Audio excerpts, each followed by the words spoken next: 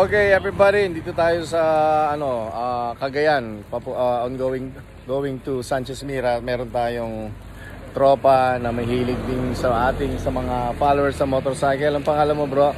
Ian Gabriel po. Ian Gabriel, tsaka James si Tabag po. James, mga taga Isabela, Lucano Road.